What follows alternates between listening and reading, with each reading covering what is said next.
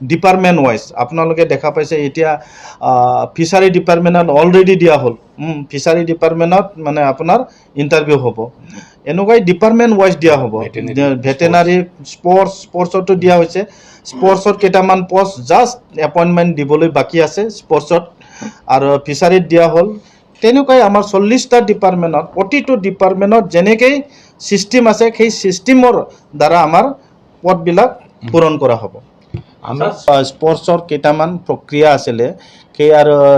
যিজন CST তেখেতে অলপ বাহিৰত গৈছে বাহিৰৰ পৰা তেখেতত বাহিৰত গৈছে বাহিৰৰ পৰা অহাৰ পিছতে এইটো এপইণ্টমেণ্ট দিয়া হ'ব তেখেতে বাহিৰত যোৱাৰ কাৰণে টেকনিক্যাল অসুবিধা আছে তেখেতৰ সিগনেচাৰ কিবা কিবি অলপ বাহিৰত থকাৰ কাৰণে সেই অসুবিধাৰ কাৰণে গতিকে সেইটো মানে অলপ ডিলে হৈছে গতিকে সেইটো হৈ যাব কেইদিনমানৰ পিছতে खुलुमबाय दिनै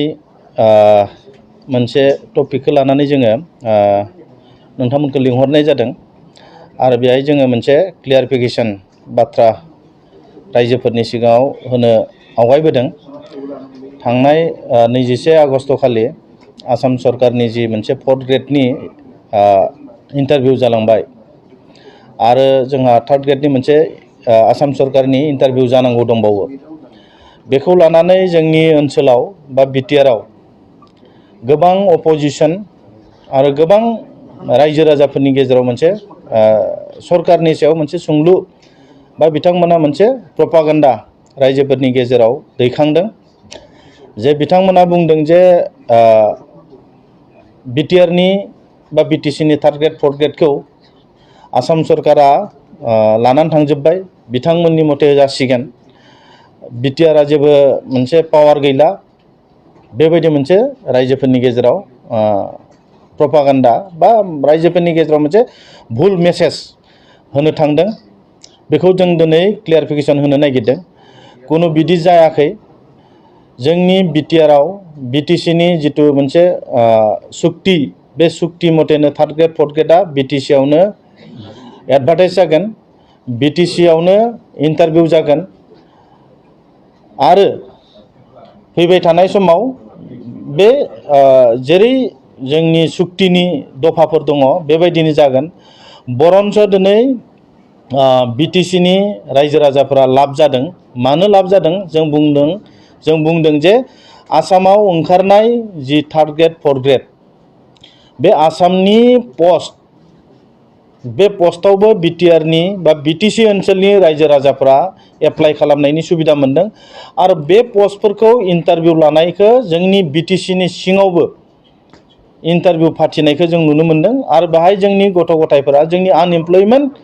जायफोर सुबुं बिथांमोना इन्टारभिउ होनायनि सुबिदाखौ मोनदों जों बुंनो सानो जे बेहाय जोंनि ओनसोलनि जायफोर इन्टारभिउ होगिरि बिथांमोना लाब जादों माब्रै लाब जादों होनना बुंबा जे आसामनि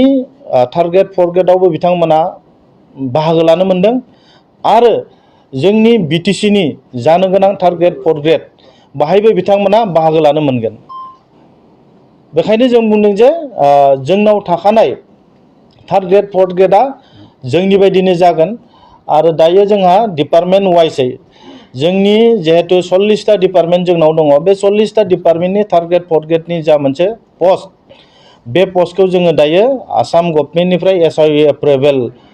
नि थाखाय फाथायहरबाय आरो बेखौ मोनबाय माखासेखौ आरो माखासेखौ मोनाखै डिपार्टमेन्ट वाइज बिनि इन्टारभिउआ जालांबाय थागोन एजुकेशन डिपार्टमेन्टआव माखासे होनाय जाबाय भेटेनारि एन्ड फिसारि डिपार्टमेन्टआव माखासे दा इन्टारभिउ जादों स्पर्ट्स डिपार्टमेन्टआव जागासिनो दङ एपइन्टमेन्टल'सो होनो बाखि दङ गतिके जोंहा सिस्टेमा जेरै दङमोन बिदिनो सोलिबाय थादों बेयो मोनसे रायजोफोरनि गेजेराव बायदिसिना भुल मोनसे मेसेज होनानै जोंनि सोलिबाय थानाय मानिजाथाव प्रमद बर' बिथांनि सरकार बे सरकारखौ गुबुंले खालामनायनि बादै जेबो गैया जों दिनै क्लियारिफिकेशन होदों जे जोंनि ओनसोलाव थाखानाय 3rd ग्रेड 4th ग्रेडआ जोंनो होगोन आरो जोंनि बायदिनो जागोन आरो नोंथांमोना मिथिगौ जे आसाम सरकाराव जानाय जा मोनसे इन्टारभिउ बे इन्टारभिउआव माखासे काउन्सिलफोरा NOC होयियाव बिथांमोना दिनै गावसोरानो लस जानाय बायदि मोनसे फिल खालामदों आरो बै ओनसोलनि रायजो राजाफोरा दिनै इन्टारभिउनिफ्राय गोजानाव थानो गोनां जादों खारन बिथांमोना एनअसि होयैयाव दिनै जोङो जोंनि ओनसोलनि रायजो राजाफोरा डाबल लाब जानायखौ जों नुनो मोनदों। बेखायनो आं नोंथांमोननि मिडियानि गेजेरजों दिनै क्लियारिफिकेसन होदों जे जोंनि ओनसोलनि बा जोंनि बिटिआरनि जा मोनसे थार्ड ग्रेड फर्थ ग्रेड बेयो जोंनियावनो दङ। दायो आसाम सोरखारनि थार्ड ग्रेड फर्थ ग्रेडनि जा मोनसे इन्टारभिउ जाबाय थादों बेहाय जोंनि बिटिसिनि रायजो राजाफोराबो बाहागो लानो मोनदों। बेखौ जोङो जोबनायाव जोंनि मा होनना बुङो चिफ मिनिस्टार मानजाथाव chief minister doctor Himanta Biswa Sarma बिथांखौ जोङो धन्यबाद होयो। थार्ड ग्रेड एन्ड फर्थ ग्रेडनि थाखाय डिपार्टमेन्ट वाइज जागोन मथा मथि जोंनाव 3000निख्रुइबो बारा थार्ड ग्रेड फर्थ ग्रेड दा जोंनाव